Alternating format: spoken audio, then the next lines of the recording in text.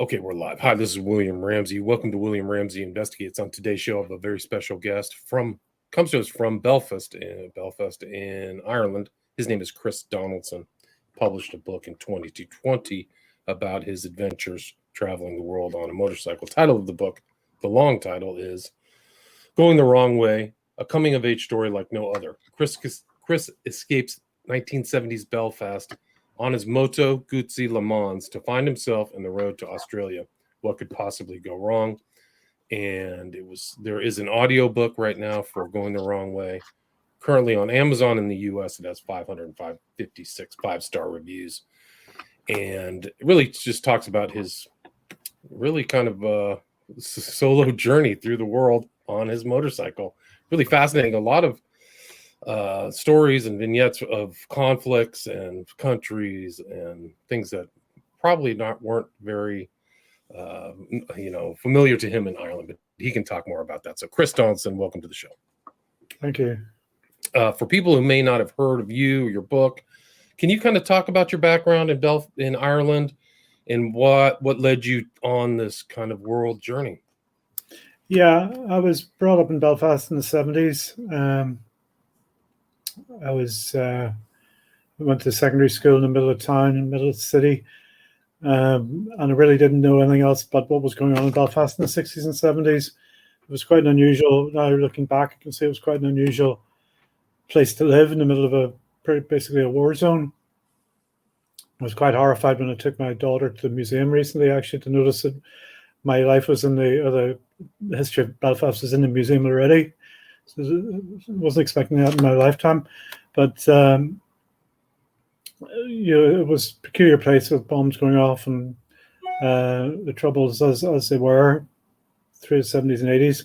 And there was a big, a big feeling in the kids when we were leaving school to get out of town, to get out of Ireland, to go to America, to go to England, wherever, just to go away. So there was quite a feeling. Ireland's always had a reputation for emigrating, but it was certainly very strong in those days. Can you talk for Americans may not be familiar with the troubles? Can you talk about the background of kind of the conflict between the Catholics and the Protestants and what went on during that time? I mean, it was super chaotic, right? Yeah, I mean, it's been around for 100 years. It used to be Ireland was one country, and then this 100 years ago split up the north from the south, and it's never really been peaceful since. There's a Protestant majority and quite a strong, it's about 60-40 split between the Protestants and the Catholics. Traditionally, the Catholic population would want to be part of Ireland, and the Protestants would want to be part of the UK. And there's been a simmering tension ever since. It was a 100 years anniversary this year. But in the 60s, it exploded. At the end of the 60s, there's civil rights marches turned to violence. And it spilled over the major cities in Belfast and Derry.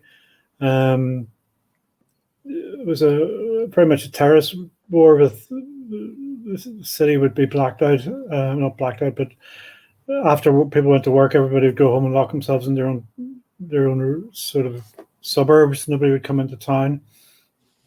So it was your typical guerrilla warfare going on. The British put soldiers into town to try and keep the peace, and they soon got caught up in the conflict on the Protestant side effectively, and it was chaos for many years until really the end of the 90s. The Good Friday agreements resolved most of the issues. Right. So there were tons of bombings, thousands of people were killed, children, indiscriminate type of indiscriminate people killing. One of the problems was all those schools in Northern Ireland are either Protestant school or Catholic school. So when you're a kid, you don't really care about the politics, but what you do care about is getting home from school without getting beat up. So you're pretty much, you had a flag on your back. So that's what your school uniform was, is what school you went to. So that was a sort of tension every day. I was lucky. I lived in one of the safer sides of town, but my parents had a family business, a furniture shop in the middle of town, which got blown up regularly. Our school was right in the middle of things as well, so we'd have got our windows put in the odd time. So it was quite a hair-raising place to grow up, I suppose, looking back. Right. So it's very chaotic. Was that probably how the seeds of your desire to kind of travel began? Was trying to get away from all the violence? I think so. I think I saw when I was in my teenage years, I saw the futility of it all. It was people arguing about very little, but people dying over very little. What I could see to be very little anyway. So I wanted to get away and see what happened in the rest of the world. Surely it couldn't be as bad. Right. So you started on this collecting money, getting money together for your trip to Australia, right? Can you talk about how you kind of got ready for your journey? Yeah, I'd always been into motorcycles, and I had a sports motorcycle called Moto Guzzi Le Mans, which I thought was the hottest bike in town. And at the time, I was 17, 18 years old. But I wanted to take something more sort of touring mode for like a BMW for the trip. But with one thing now, I never quite got around to getting that. I didn't have enough money to buy it. So I saved up working Saturdays, so on, to get enough money to head off. And I finally managed to get away in 1979, October 1979. Left Belfast, went to London, and started collecting my visas and so on to get to Australia.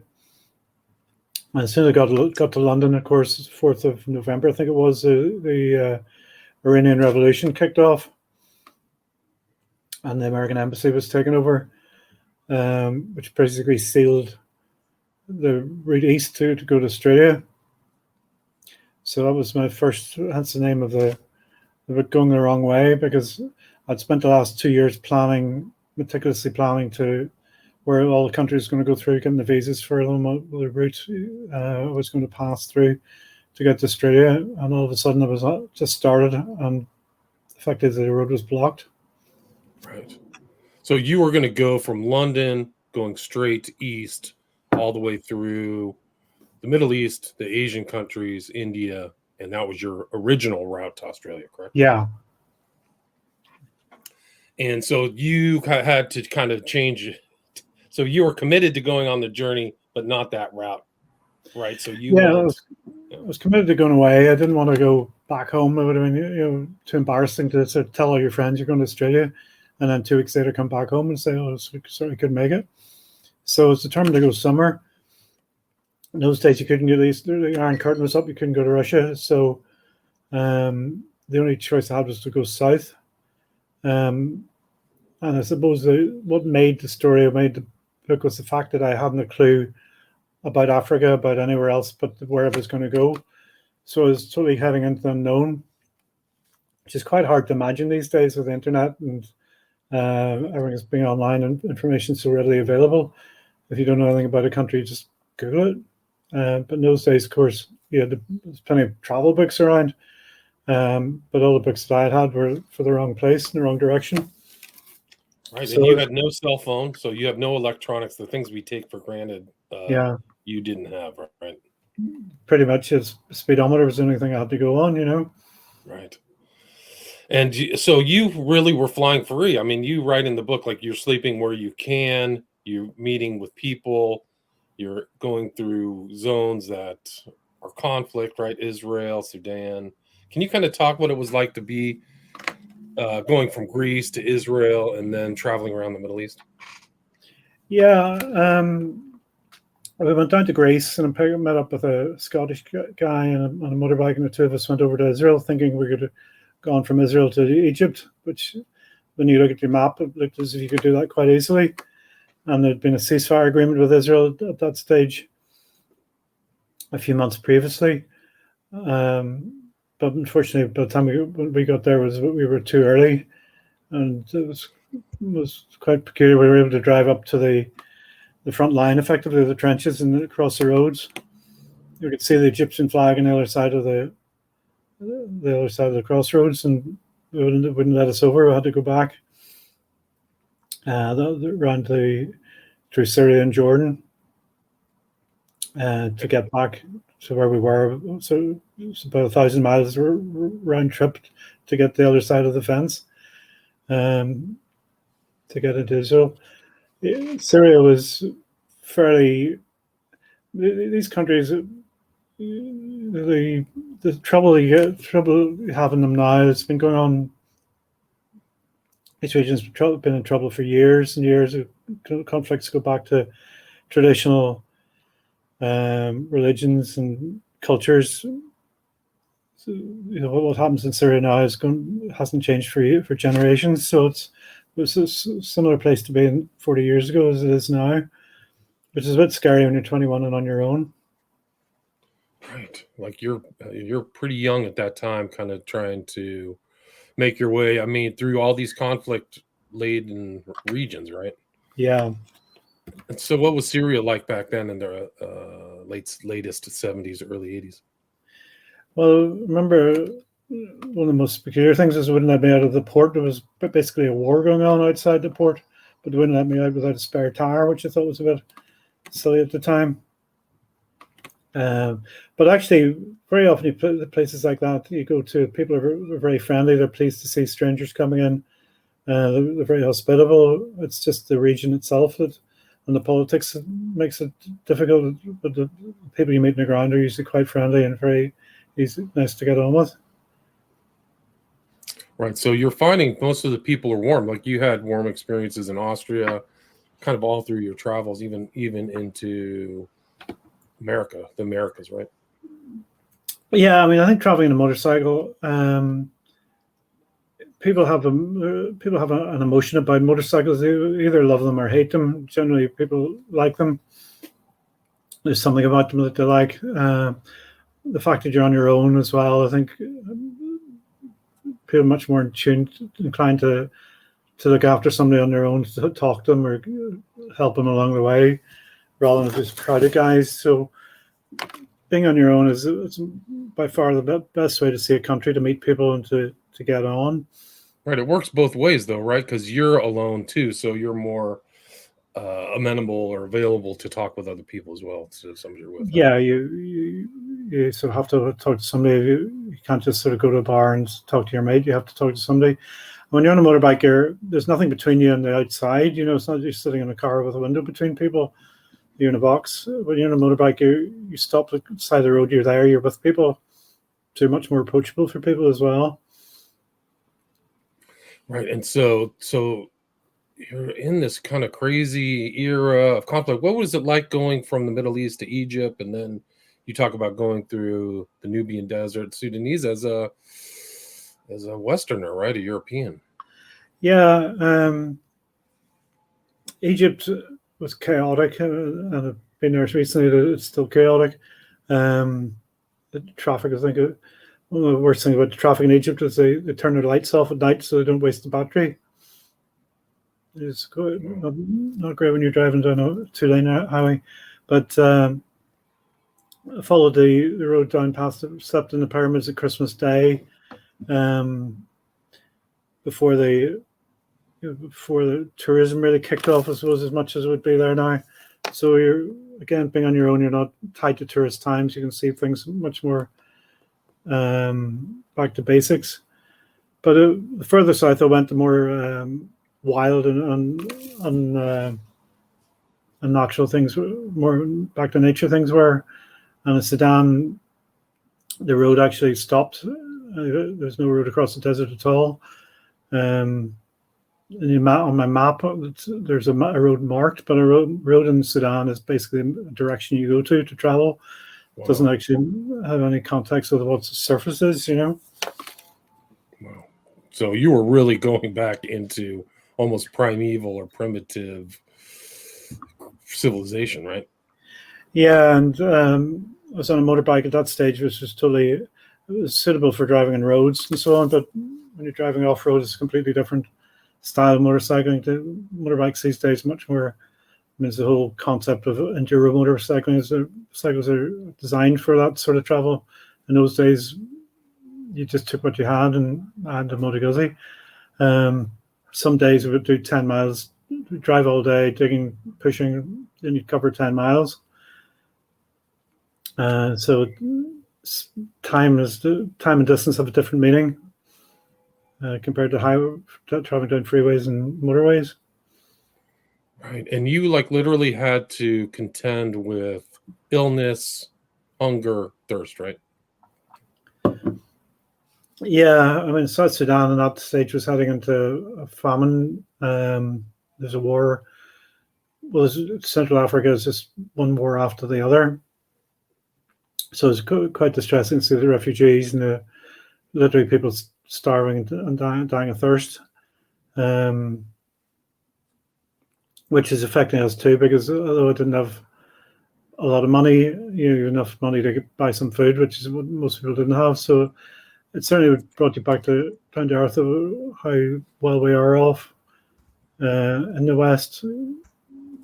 People say they're going hungry. They're not. They're hungry. They're not really hungry. If you haven't eaten for days, you're starving. You know what hunger is. So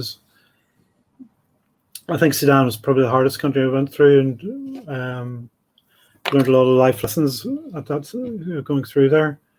I mean, did you see anybody from the West? I mean, they were all different, just locals, right? Just basically locals. Yeah, occasionally you would have a Westerner traveler, but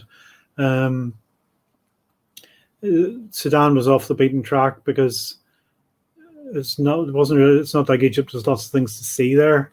Mm-hmm. You're traveling from one place to the other, so it's not really a popular tourist route. But no, you go for days without seeing any Westerners at all. At one stage, I couldn't find any petrol. I had to scrounge petrol off people, which is wild when you consider that sitting on top of billions of gallons of oil now. It's a major oil producing country, but in those days it didn't have any oil at all. And you literally saw lepers and people with diseases that. Yeah, I mean, basically, you're you're going through the jungle. People are running along beside you with bows and arrows and spears in those days. So it was going back thousands of years. Then I got to the south of Sudan. At that stage, Idi Amin had just left Uganda, so it wasn't much better. I drove into town. There was burnt down tanks to the side of the road, burnt down armored cars in the places under curfew at night. So I was really going out of the frying pan into the fire, going from Sudan to Uganda. Right, and that was the time when Idi Amin was running the country, right? Yeah, he'd just been kicked out. Tanzania, their next door neighbor, had just kicked him out. There'd been a short war between them. So the Tanzanian army were running the place at that stage. But it was chaotic and lawless. Most of the hotels were shut. I ended up sleeping in the central police station in town for a couple of nights because all the police had disappeared as well. So it was Africa was a little wild and unruly, to say the least. Mm-hmm. So Uganda, you went through. What was the main city there? It was Kampala, right? Yeah. Kampala, right. So you went through Kenya at that time. I mean, these are like post-colonial countries too, so they're really going through a lot of different changes, right? Yeah, Africa's settled down a lot now, but at that time, it was a lot of corruption. Post-colonial, they're trying to work out the systems, their politics and their systems, and a lot of corruption, a lot of people trying bribery, to things like that. Bribery, corruption, yeah. Kenya was okay, but Tanzania, Zambia again, very often the police wouldn't get paid. The money wouldn't circulate down to them, so they were relying on bribes and on fines and so on for their wages themselves. So not as if the bribes were lining their pockets, they didn't get paid. So the infrastructure of the country, the systems, the civil service, just didn't exist in all these places. Right, so it's difficult. You're always it's almost like you're a road warrior trying to find resources, right? Food, gas, things like that. Well, it's a bit like that. Yeah, I mean, at one stage coming up out of Sudan, I actually wrote off the edge of my map because I didn't have a map that went further south from that. So I literally didn't know what I was going to meet up with next. And as I say, I hadn't been able to do any homework to find out. So, but looking back on it, that's what made the trip was the fact that usually when you go traveling, you're going from one place to the other. There's a destination in mind, which I set off with the destination in mind. My trip as well was Australia. But after I got started, it really didn't have a destination. It was really just traveling for the sake of traveling. So it was quite a pure sort of way of life rather than actually going somewhere. Right. And you had to kind of adapt to your environment too. Right. So you had to adapt to the country and nation you were in. Right. Yeah. And that can vary, as you say, when you're traveling geographically from Sudan from Austria to Sudan, you go from highs and lows, temperature-wise and height-wise in Israel, around the Dead Sea is 1,200 feet below sea level, so it's quite extreme geographically and culturally as well. Finally got down to South Africa in the middle of apartheid in those days, so it was an unusual system as well going on there. And what were your memories about being in South Africa and Zimbabwe, right? It was Rhodesia, right? When you were there, it wasn't Zimbabwe yet, right? Yeah, it was Zimbabwe, Rhodesia was just in the transition. Their war just stopped and they were transitioning to Zimbabwe. So, I mean, whenever I left, they were having a war. They couldn't believe it got there because when I left, I wouldn't have been allowed to go there. So it was a struggle out that the borders were open at all. So it was a bit scary. Everybody was still traveling by convoys from one town to the next. It was still quite lawless going on there. But I guess, as you said, at the end of the colonial rule was working its way through the whole of Africa, and the chaos that revolved from that. But as far as I was concerned, South Africa was a civilized destination for me to go to, and it was certainly well received when I got there because they were cut off pretty much with sanctions and so on from the rest of the Western world. So I don't know, it wasn't very many people driving down or getting there at all in those days. So if you're an unusual tourist, you attract some attention, certainly. Beautiful country, nice people, friendly people, but again, with their own problems. Right. So just like you're going from one conflict to another conflict to another conflict. When you got down to South Africa, you had to make a decision, right, about where to go next. Well, it got to Cape Town. It's pretty much a dead end. It's not much further there than the South Pole. So it looked like I was going to have to sell the bag and just come home. I didn't have enough money to get to Australia. But luckily, luck has an awful lot to do with traveling on your own, or good luck or bad luck, being in the right place at the wrong place at the right time. I managed to get a job on a sailing yacht coming back to the UK, which was sponsored by a shipping company. So they shipped the bag to Los Angeles, and I got back to the UK.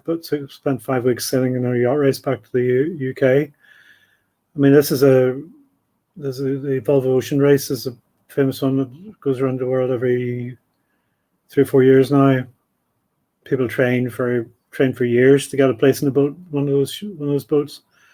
Whereas I was just lucky enough to walk on and lucky I'd done a bit of dinky sailing. My only sailing I'd done was a bit of dinky sailing at that time. So it was from a solo motorcycle to being part of a crew in a yacht race.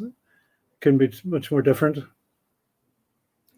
Right. So you got on this boat, and how did you make it from there to North America? Well, we got back to UK after a few adventures in the boat, such as the rudder breaking off and having to stop and not get shipwrecked, but we managed to get into the Cape Verde Islands and get that fixed. got back to the UK and then flew to Los Angeles to pick up the bike, which had just arrived into the port there. So I spent the next 6 months traveling around North America, going up to Canada, across to Ottawa, and then worked in North Carolina for some time and getting a bit of the American lifestyle, which I really enjoyed. I worked for people in North Carolina who I'm still in touch with, still do some business with. So amazing, after 40 years, still connections that made when I was 21 are still live, you know. Interesting. All right, you were done. Well, you were done with your journey, and you were still very young, 23, 20. So you did it right as a pretty young person, right? Yeah, I hadn't quite realized how young I was at that stage because, I mean, I was found out the other day, I think the youngest person to ride a motorbike around the world did the last year was 22, 23. So I was younger certainly than anybody I've met along the way. And then when I went down to South America, that's when everything started going wrong, I suppose. I got ill. I didn't have enough money to complete the trip the way I wanted to, and the bike I'd taken a hammering as well, so everything was starting to peter out, I suppose. Right, and you have tons of pictures in the book too, as well, of all your kind of adventures and people you met too, right? Yeah, I took a lot of photographs along the way and took a lot of notes. I was going to write a book about my adventures along the way. I started to do it at that time when I got back. And then I found out a guy, just nobody had ever written a book. We were riding around the world before, but as soon as I got back, somebody had been at it before me, and he brought a book out which is quite successful. So I decided he's done it. He's published a book. There's no point in me doing it. So it was hence the delay in 40 years from actually doing the trip to writing the book, which now looking back now, I can see it as a blessing because when I was 21, I didn't really appreciate all the things that had happened to me, but I didn't appreciate how they would affect me psychologically and looking how the impact it would make on how I lived my life and the impact it made on me as a 21-year-old at that stage, you know. So I think I was able to write a much better book with the experience of not old age, but experience of the life experiences in between. Right. I mean, and you were also inspired, I think you said, like by the Long Way film with you and McGregor. They kind of did something like you, but yours was much more underproduced, so to speak. Yeah. Well, I mean, to ride a motorbike the way through the countries they did and we did, it's difficult enough, but there's a big difference doing it doing it on your own or having a backup crew with trucks and spare bikes and so on as well. So not to don't talk what they've achieved by doing what they've done. But part of the reason you do a trip like that, I think, is to not supposed to discover. It sounds a bit of a cliche, but to discover yourself, to see how you can react to different experiences, different cultures, and to test yourself. Whereas if you're with a crowd of people looking after you, you can't do that. So I do think they miss out a lot by the way they done that. But if you're a film star and you got enough money to do that, that's the way you're going to travel. But you kind of had a little bit of psychological PTSD, you said, after you were done, right? Because you had pretty much been out for a year and a half or 2 years, hard scrabbling your journey across the world, right? Yeah. Well, I think if you're in difficult situations every day you're getting up, you don't know what's going to happen. For long enough, it's going to have an effect on you psychologically as well, because your brain goes into a system of coping with the unknown and the danger. And then when you're removed from that dangerous situation, every day it takes a while for your brain to adjust again, so you don't have to worry about where you're sleeping, what are you going to survive on the road, what you're going to do, or you're always looking out for your back, see if there's anybody. When you're traveling in a third world country, you're a rich guy. You've got a motorcycle. You've got possessions which people are envious of. You always got to be looking out for yourself. Right. But one of the recent things that's happened is that after I brought the book out, I realized I still haven't never driven a motorbike to Australia, and I still have the same motorbike. So a friend talked me into trying to make the trip again. So last year we set off on the same motorbike to go to Australia, only this time in stages because I've got a wife and family and work to come back to. So it took 2 weeks to get to Israel again. Didn't get out of Israel, but they wouldn't let me over the border again. So it was thought this is going all wrong. But I managed to get to Iran, Turkey and Iran, and the bike is now in Dubai. So in 2 weeks' time, I'm going to be going out to continue the trip that I started 42 years ago. Oh, great. Awesome. And you were in Dubai for what, 8 years or something like that as well? So you've kind of kept that. Yeah, I was home for a while. And I lived in a yacht in Dubai. So every once in a while, all of a sudden I find the experiences that I had on that journey have been useful as we go on. Right, and you likened your experience to kind of the Australian Aboriginal walkabout, right? Yeah, I mean, looking back, I can see that it was certainly and going back to the story, we're talking about getting out of Ireland, getting out of Belfast, getting away from your parents, getting away from your friends. I think all these, your environment, your friends, your family has an impact on you. When you're young, you don't know what you're like without that. So it's only by removing yourself from all those influences you can actually find your own personality. Right. And this book has been very successful. I mean, you said you were prevented in writing it when you were younger, but right now it has 556 five-star reviews. It's only been out for 2 years, right? Yeah, I think the fact that I'm not a sort of standardized writer, it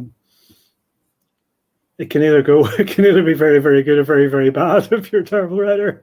But I seem to have struck a chord with a lot of people who've enjoyed reading it and have been able to look back on their own youth and their own lives through it. I think certainly a lot of motorcyclists, but a lot of non-motorcyclists as well, because everybody grows up at some stage, Right, but it's kind of like the tone that comes across is your stories are so interesting, layered upon one after another, and you're talking to so many different people too. So it has a very human kind of interpersonal narrative to it. So I think that might be one of the reasons why they resonated with people. Would you agree with that?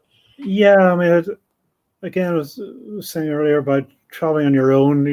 You say you're not staying in hotels very often. Very often you'd be staying with people, and you're driving into their houses, meeting their families, and you're able to see how their culture, how their family works, hear what their problems are. People talk to you as if you're a priest of some sort. You're there. You're part of the family for a few days, but you're going to disappear again. So they're not worried about telling you their secrets.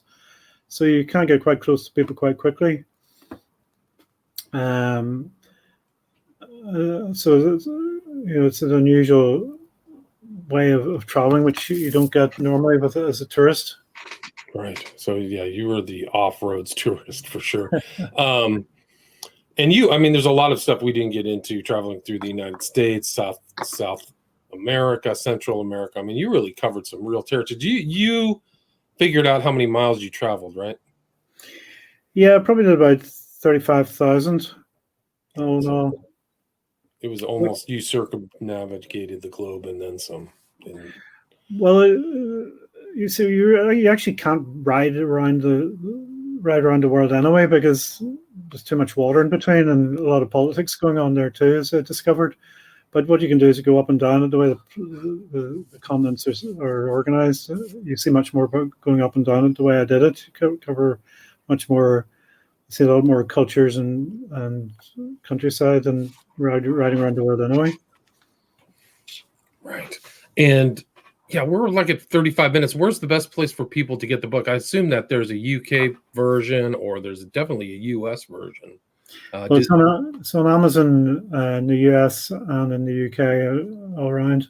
It's on paperback, hardback, and there's an ebook and a Kindle book and an audiobook as well. And I can deliver from my own website as well. What's your website? It's chrisdonaldson.world. chrisdonaldson.world, right? World, yeah. So deliver anywhere. So I'll put that in the show notes. chrisdonaldson.world. And did you narrate the audiobook? No, I got my nephew, who's a bit of a rock star, or budding rock star. He's 21. I thought it'd be slightly wrong for a 60-something-year-old to be talking about what a 21-year-old does in a way that's not just condescending or looking back. Somebody, tried to write the book as if I was 21 by using my notes that I'd written when I was 21. So I wanted the audio to reflect the same thing. But it's getting some very good reviews as well. Yeah, it has excellent reviews. So just in the US, I have to go look at the UK. Is there anything you'd like to add, Chris, or anything I missed before we wrap up the discussion about your book Going the Wrong Way? No, just talking about reviews. I got a lovely review the other day. There's a guy whose son was in hospital for getting some back surgery. And he said he was able to read son couldn't sit up in bed to read, but he read the book to him. And he actually sent me a review to say how much they both enjoyed it. And it really helped him to look ahead and get better. So it's touching to get some reviews like that. Reviews are great for authors to bum up their confidence, but also it's good for readers, obviously, to see if it's a good book or not. But it's one of the nicest reviews I've had, certainly. Oh, good. And it is an adventure book. It really is kind of like a modern adventure book, going through strange places and peoples and climates and territories and stuff like that. Yeah, I did some very silly things. Things you wouldn't do at your age. Things you wouldn't do that. I mean, going through the Nubian desert in the Sudan without any roads on a motorcycle. Pretty daring. Anyway, thanks so much for your time, Chris Donaldson. Again, the title of the book, the full title, is Going the Wrong Way, a coming-of-age story like no other. Chris escapes 1970s Belfast on his Moto Guzzi Le Mans to find himself in the road to Australia. What could possibly go wrong? And it's published July 2020. You can get it online, and I will put your website as well on there, chrisdonaldson.world, and people can contact you there if they want to reach out to you, right? Great, yeah. Okay, great. Thanks so much for your time, Chris. Thanks very much, Adam. All right, stay there. Stay there. You're welcome. Stay there.